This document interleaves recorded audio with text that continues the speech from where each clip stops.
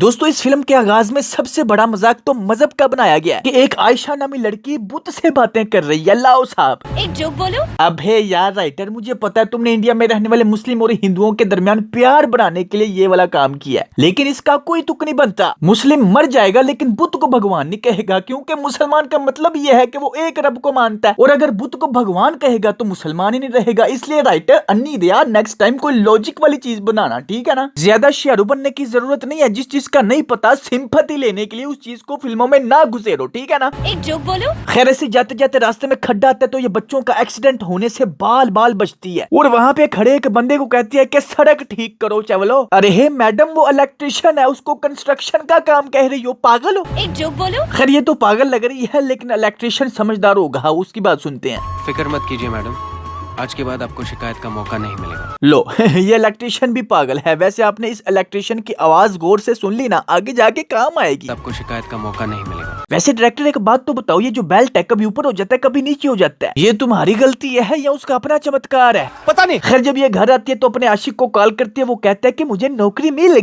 गई। ऊपर से एक बंदा आता है, इस लड़की को मार देता है और फोन पे कहता है कि तेरी छोकरी गई, अब बस नौकरी कर। बोलो जुबान तीसरी। किलर जब इस बुक पे पाँव रखता है तो यहाँ 4 फोटोज लगी होती हैं, 2 यहाँ 2 यहाँ, लेकिन व्यू चेंज होते ही फोटो भी चेंज हो जाती हैं। और एक और मजहब पे अटैक सुनो, उस लड़की को दफनाने की बजाय उसकी चिता को आग लगा दी। लाओ साहब, अब है उसके सारे काम हिंदुओं वाले हैं तो उसको मुसलमान क्यों बनाया, खोते हो। ऐसे ही ऊपर से एक पुलिस वाला आके कहता है कि जल्दी जल्दी उस किलर को ढूंढो, वरना अगर ये ढूंढने लग पड़ा तो लाशें बिछेंगी, लाशें। एक जोक बोलो। नहीं। फिर फ्लैशबैक में 2 साल पहले ये गुरु एक बंदे को मार के आग में फेंक देता है, ऊपर से पुलिस आके इसको पकड़ लेती है। तो यही पुलिस वाला जो स्टोरी बता रहा है गुरु को कहता है कि अपने बॉस के खिलाफ दे गवाही और करवा ले अपनी साफ सुथरी रिहाई। लेकिन भाईजान ये इस फिल्म का है एक हीरो, इसे कुछ नहीं होता, जितनी मर्जी कर लो इसकी पिटाई। कौन है भाई तू? पता नहीं। फिर इसी पुलिस स्टेशन में वो जोकर लड़की आ जाती है, गैस करो क्या करने आई होगी। एक जोक बोलो। और गुरु को पिटता हुआ देख के लिखती है डायरी में, टू सेव आवर लाइफ। जेलों में इतने गुंडे हैं, इसे सिर्फ उसी की जिंदगी बदलनी है जो दिखने में अच्छा है। ओ हिपोक्रेसी की भी कोई इंतहा होती है यार। एक जोक बोलो। अगले दिन जब वो रिहा होता है तो गैस करो फिर इस जोकर लड़की ने क्या किया होगा। सही पकड़े। एक जोक सुनेगा। अब ये जाता है अपने boss plus Abu is equal to don के पास, वहाँ पे फिर ये लड़की आ जाती है। एक जोक बोलो। यहाँ पे गुरु को आ जाता है गुस्सा, वो इसके मुंह पे हाथ रख के कहता है कुत्ता हूँ मैं। ये सुनने के बाद भी नहीं डरी, उसे कहते हैं कि मुझे एक छोटू को अगवा करवाना है। वो इससे जान छुड़वाने के लिए अगवा करने जाता है, तो आपके ख्याल में छोटू कौन होगा, कोई छोटा भीम होगा, लेकिन नहीं, वो ये बुड्ढा है। फट क्यों नहीं गए, मर क्यों नहीं जा। असल में ये लड़की अपने ड्रीम्स पूरे कर रही है। शादी के दौरान इसकी डायरी गिर जाती है, वो गुरु के हाथ लग जाती है, वो पढ़ लेता है। ड्रीम्स क्या है, मैंने बटरफ्लाई को पकड़ना है, बर्फ को हाथ लगानी है, बारिश में नाचना है, मोर को देखना है। अब है अन्नी दिए कोई मकसद बना, ये क्या बच्चों वाले काम। ये सोच के गुरु डायरी लेके उसके मुंह पे मार के कहता है कि अन्नी दिए टिकटॉकर हो क्या, बच्चों वाले काम मत मारे। वो जो कि लड़की आगे से कहती है मुझे कैंसर है, मैं मरने वाली हूँ, इसलिए मैं अपनी ये ख्वाहिशें पूरी कर रही हूँ। भाई मौत एक ऐसी हकीकत है जिसको कोई झुटला नहीं सकता, इसलिए मौत के बाद वाली जिंदगी के बारे में सोचना चाहिए, ना कि ये बच्चों वाली ख्वाहिशें, बटरफ्लाई, ये वो, बारिश में नाचना है। आप सोच रहे होंगे मैं ये बातें क्यों कर रहा हूँ। भाई इन्होंने इस लड़की को मुसलमान बनाया है, लेकिन इसके सारे थॉट्स, इसकी सारी सोचें हिंदुओं वाली हैं। यार राइटर तेरी मेहरबानी, कोई सेंस कोई लॉजिक बनाया कर प्लीज। जरूरत ही नहीं है, तुम्हारा काम है फिल्म बनाना, बनाओ, बकवास ना बनाओ। प्रेजेंट डे में दिखाया जाता है वही किलर जिसकी बीवी गोल्ड डिगर है और इसकी कुत्तों वाली, राज्य के कुत्तों वाली करती रहती है, और ये अपनी बीवी का गुस्सा दूसरों की बीवियों को मार मार के निकालता है। अपनी बीवी पे बहुत गुस्सा आता है लेकिन उसको नहीं मार सकता, क्यों? क्योंकि वो प्यारी है। जोक मारा रे, ये हंस रहे हलकट हंस। जो भी लड़की इसकी इंसल्ट करती है ये उसको मार देता है, सिंपल। अपनी बॉस को, हमसाई को, रास्ते में जाती हुई किसी की भी लुगाई को, सबको मार देता, बस अपने बैग से पेचकस निकाल के अगले की गर्दन में, और अगलियां तैयार बैठी होती हैं मुझे मारो। फिर दोबारा फ्लैशबैक दिखाया जाता है जहाँ पे गुरु उस जोकर लड़की के ड्रीम्स पूरे कर रहा है। अचानक बेहोश होने के बाद हॉस्पिटल ले जाता है तो पता चलता है जो इसको बीमारी है उसका इलाज हो ही नहीं सकता। अब दोबारा प्रेजेंट डे पे आ जाते हैं। अच्छा बनाया अपनी तरफ से इस लड़की को मुसलमान है, लेकिन उसकी याद में गुरु चर्च गया। लाओ साहब। वैसे हो सकता है गुरु ईसाई हो। खैर उसी चर्च में एक बच्चा आता है जिसके हाथ में एक पंखा होता है जो उसी जोकर लड़की का होता है। एक जोक बोलूं? वैसे इस तरह का पंखा पूरे इंडिया में है, सिर्फ उसी लड़की के पास था। ओ यस।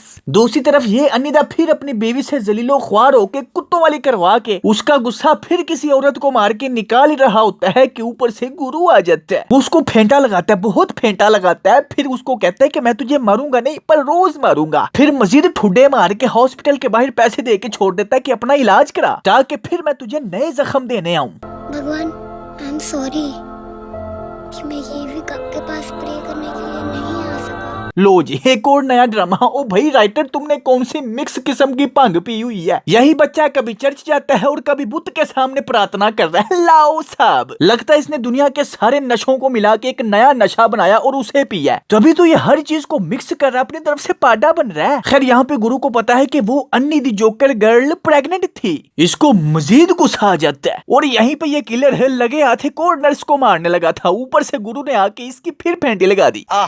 बहुत चंगा ना मैं। अरे इसने तो कहा था जख्म ठीक होंगे फिर आऊंगा, ये पहले ही आ गया। क्या करें, रहा नहीं जाता, तड़प ही ऐसी है ना। अब दोबारा फ्लैशबैक दिखाया जाता है कि इन दोनों ने शादी कर ली थी और ये सुधर गया था। जिस दिन ये मरी उस दिन ये बेचारा जॉब लेने गया था और याद है ना वो पहला सीन जब बच्चों का एक्सीडेंट होते होते बचा था। अब जरा एडिटर वो पहली आवाज सुनाओ कि शिकायत का मौका नहीं मिलेगा। फिक्र मत कीजिए मैडम, आज के बाद आपको शिकायत का मौका नहीं मिलेगा। हाँ सुन ली। अब ये वाली आवाज सुने कि शिकायत का मौका नहीं दूंगा। फिक्र मत कीजिए मैडम, आज के बाद आपको शिकायत का मौका नहीं मिलेगा।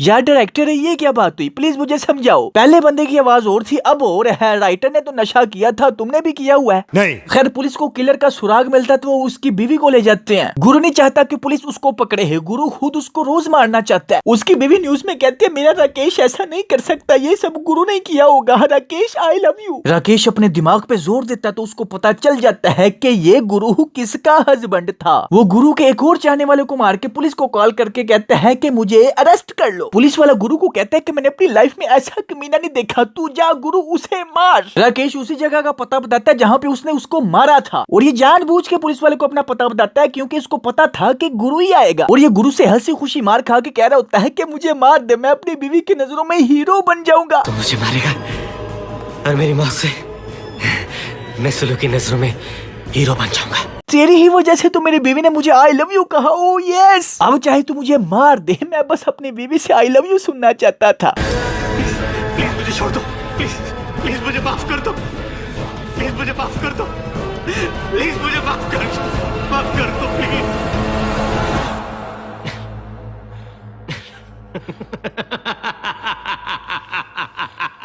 यही सुनना चाहता था ना तू कि मैं भी तेरी आयशा की तरह अपनी जिंदगी की भीख मांगू? नहीं मांगता। दूसरी तरफ गुरु का बॉस प्लस बाप राकेश की बीवी को पकड़ के मार देता है और फोन करके गुरु को कहता है कि मैंने तेरा बदला ले लिया। राकेश को गुस्सा आ जाता है तो इसको पकड़ के छत से छलांग लगा देता है। लेकिन एक मिनट, इसी जगह से गिर के वो जोकर लड़की मर गई थी, लेकिन इसी जगह से ये दोनों गिर के नहीं मरे। ये दोनों उसी सड़क पे गिरे होते हैं जहाँ से फिल्म शुरू हुई थी और इस सड़क खराब होने की वजह से फिल्म के आगाज में तो एक्सीडेंट होते होते बचा था, लेकिन एंड पे एक्सीडेंट हो ही गया और वो भी इस राकेश का। अब क्या फिल्म खत्म, राकेश का जो बच्चा होता है उसको गुरु ले जाता है, पालता है, किस्सा खत्म। अब अगर आपको ये एक्सपोज वर्जन पसंद आया तो लाइक करें और नीचे मुझे कमेंट्स में बताएं कि नेक्स्ट किस मूवी का एक्सपोज वर्जन आना चाहिए। ओके फिर मिलते हैं नेक्स्ट वीडियो में। Take care, keep smiling and खुदा हाफिज।